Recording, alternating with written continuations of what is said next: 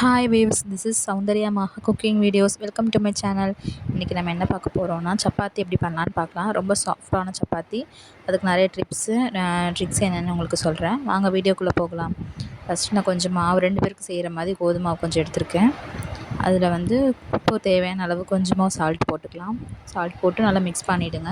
பண்ணிவிட்டு எண்ணெய் நம்ம கொஞ்சம் எண்ணெய் சேர்க்குறது தான் சப்பாத்தி ரொம்ப சாஃப்டாக இருக்கும். எண்ணெய் கொஞ்சம் சேர்த்துட்டு நல்லா மிக்ஸ் பண்ணி விட்டுட்டு, இப்போ தண்ணி கொஞ்சம் கொஞ்சமாக ஊற்றி மிக்ஸ் பண்ணிகிட்டே இருங்க. அப்படியே தண்ணி லைட்டாக கொஞ்சம் கொஞ்சமாக ஊற்றி மிக்ஸ் பண்ணால் தான் நமக்கு அந்த அளவுக்கு பக்குவமாக வரும். ஸோ அதனால் தண்ணி கொஞ்சம் கொஞ்சமாக தெளித்து மிக்ஸ் பண்ணிகிட்டே இருக்கேன். இப்போ நல்லா மிக்ஸ் பண்ணிகிட்டே இருங்க. அது நல்லா சப்பாத்தி நம்ம எவ்வளோ சாஃப்டாக நம்ம எண்ணெய் எவ்வளோ சாஃப்டாக ஊற்றி மிக்ஸ் பண்ணுறோமோ அந்தளவுக்கு சப்பாத்தி ரொம்ப சாஃப்டாக வரும்.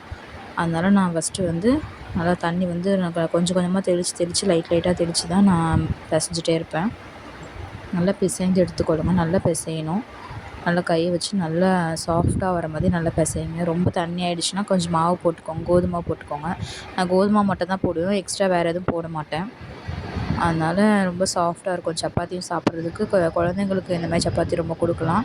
குழந்தைங்களும் விரும்பி சாப்பிடுவாங்க. அந்த மாதிரி இருக்கும், ரொம்ப சாஃப்டாக இருக்கும். ஏன்னா எந்த மாவும் மைதா மாவு எதுவுமே நம்ம மிக்ஸ் பண்ணல. ஸோ அதனால் ரொம்ப சாஃப்டாக வரும். குழந்தைங்களுக்கும் ரொம்ப பயம் கிடையாது. இந்தமாதிரி சப்பாத்தி கொடுக்கலாம். நம்ம தாராளமாக பயம் விடாமல் 1 வயசு மேலே இருக்க குழந்தைங்களுக்கு நம்ம தாராளமாக கொடுக்கலாம். இப்போ நம்ம ஒரு 10 நிமிஷம் நான் மூடி வச்சுருந்தேன். மூடி வச்ச பிறகு நல்லா ஊறிடுச்சு. இப்போ பாருங்கள், நான் உருட்ட ஆரம்பிச்சிட்டேன். கண்டிப்பாக 10 நிமிஷம் ஊற வைங்க. ஏன்னா அது நல்லா ஊறிச்ச பிறகு மாவு நல்லா சாஃப்டாக வரும் நமக்கு. அப்புறம் கொஞ்சம் கொஞ்சமாக உருண்டை பிடிச்சி வச்சுட்டு அதுக்கப்புறம் நம்ம சப்பாத்தி செய்ய ஆரம்பிச்சிடலாம். இப்போ எல்லா உருண்டைகளும் பிடிச்சாச்சு. இப்போ நம்ம சப்பாத்தி செய்கிறதுக்கு நான் தட்டி எடுக்கிறேன். நான் ரொம்ப பெருசாக சப்பாத்தி போட மாட்டேன். எனக்கு ஓரளவு தெரிஞ்ச அளவுக்கு தான் நான் போடுவேன். கொஞ்சம் சின்னதாக தான் போடுவேன். ரொம்பவே பெருசாக போட்டோன்னா அந்தளவுக்கு எனக்கு சாட்டிஸ்ஃபேக்ஷன் இருக்காது. எனக்கு தெரிஞ்ச அளவுக்கு கொஞ்சம் கொஞ்சமாக சின்னதாகவே போட்டு எடுப்பேன். அதே மாதிரி தட்டி எடுத்துக்கலாம். ரொம்ப சாஃப்டாக இருக்குது பாருங்கள். பார்க்கும்போதே ரொம்ப சாஃப்டாக இருக்கும். அப்படியே பேப்பர் மாதிரி இருக்கும் பார்க்கவே.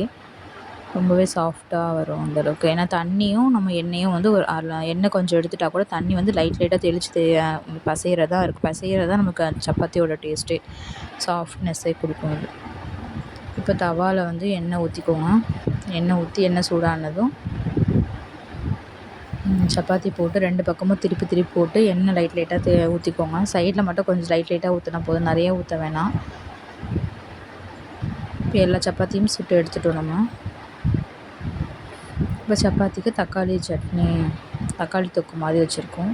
இப்போ தக்காளி தொக்கு மாதிரி வச்சு சாப்பிட்டோம்னா டேஸ்ட்டு ரொம்ப அருமையாக இருக்கும். உங்களுக்கு என்ன குருமா சாப்பிட்லாம். இப்போ பாருங்கள், எவ்வளோ சாஃப்டான சப்பாத்தி நமக்கு கிடச்சிருக்கு. என்னோடய சேனல் உங்களுக்கு ரொம்ப பிடிச்சிருந்தா லைக் பண்ணுங்கள், ஷேர் பண்ணுங்கள், சப்ஸ்கிரைப் பண்ணுங்கள்.